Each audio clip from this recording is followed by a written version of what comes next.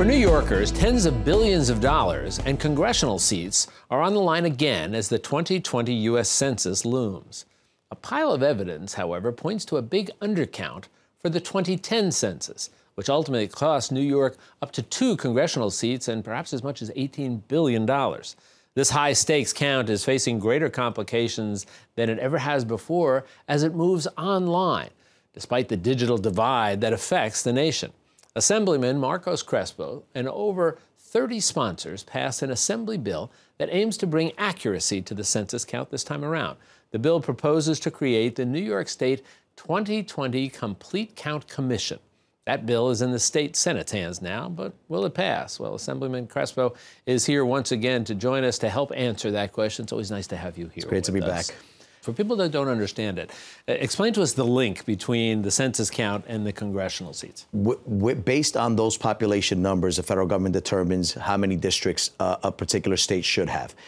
We have lost population according to the census, and therefore they've redrawn lines. They do this every 10 years, and in which New York State lost 2 congressional seats already. With that comes resources for that office, resources for those districts. On average, we're losing about $3,000 per family in New York State because of the undercount. And you mentioned the number earlier, $1.8 billion a year. These are federal programs. There's about 75 of them in total that reach families directly that are based on federal funds that we get shortchanged because of the undercount. So those dollars are directly related to the numbers of people in the count, in the census count? Absolutely. That's exactly how the formula works. That's how the federal government determines how much resources they will spend in a particular community for a particular program. And the lower the number, the less we get. And so it's having a tremendous impact, especially now when we're seeing New York State on the crosshairs, so to speak, of all these federal policies, a tax reform that's being proposed, health care cuts that are being proposed. New York stands to lose billions of dollars in federal resources, which can only exacerbate the problem if we continue to lose or be undercounted and lose population, lose representation, and lose the federal dollars that we're owed. Let's look back to 2010. What do you think were some of the problems that resulted in the undercount? Several things. There is a lot of credibility issues within the census as a whole and how they operate. A lot of individuals who are, particularly in immigrant communities, are afraid to participate, threatened that if they do, that something could come back to haunt them. In what sense? There's tremendous fear if you are a resident but not a citizen, or if you are housing somebody out of necessity in your home and they're not supposed to be there and you don't want that exposed. I mean, there are a number of scenarios, real-life scenarios that people go through that would make them hesitate. What they need to understand is that there's no other criteria here but to get an accurate count of how many people reside in each of our communities and to make sure that representation as well as federal resources are reaching those communities based on population. And so an accurate count is crucial. Let's look at what we're doing now and the bill that you put together and that has passed the one level and is pending in the other. What's the purpose behind that, and what would the function be? I think we need to do more on our end and not just rely on federal workers and the Census Bureau's work in its own.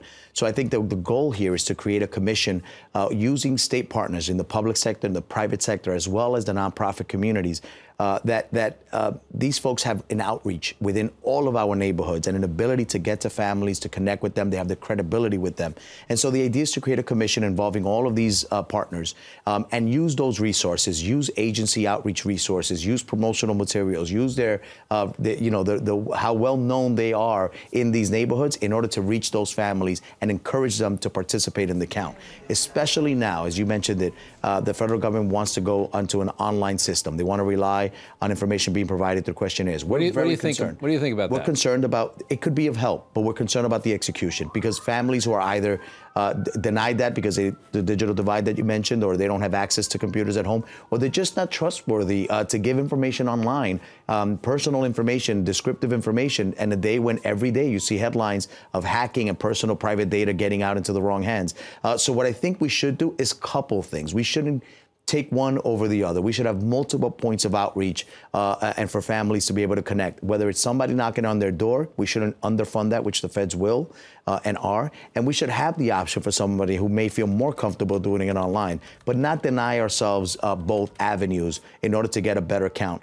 We have been severely underserved in New York State.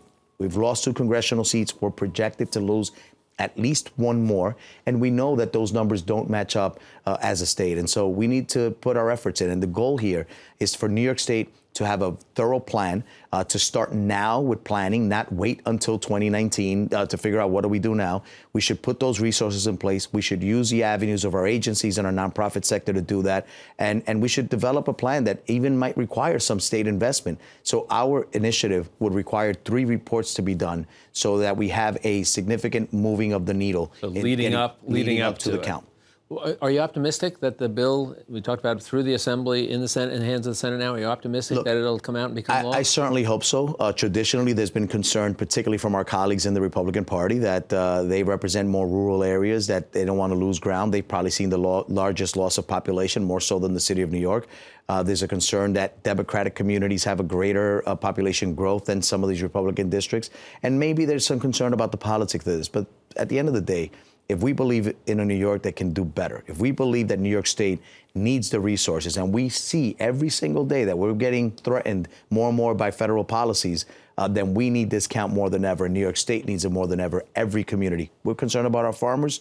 Without a proper count in upstate New York, we're not going to get the agricultural dollars that we need. There's so much to this that is important to all of us, and I certainly hope they understand that and approve the bill. So last question for you. When you talk about how significant it is for all of the citizens of the state of New York, regardless of party affiliations, what would you be suggesting to those citizens? What can they do to be sure that they get counted so that the state doesn't get short counted, if you will, and lose congressional seats and lose dollars? We should be looking at this the way we look at competitions. We all want to win. We want our districts to be best represented, to get the best resources. If we look at it from that perspective, we should be learning about the census. We should be promoting the right facts and the right information about it. We should be making people feel comfortable, and we shouldn't leave anyone out.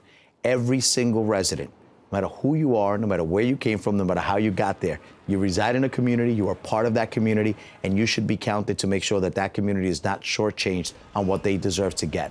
And it's simple as that. And we need everybody to be a part of the advocacy and encouraging others to participate, not be afraid to come forward. And if there is an online option, hey, facilitate that, lend your computer, right? We need our libraries to open their doors. We need everybody to make it easy and accessible for everyone to be counted.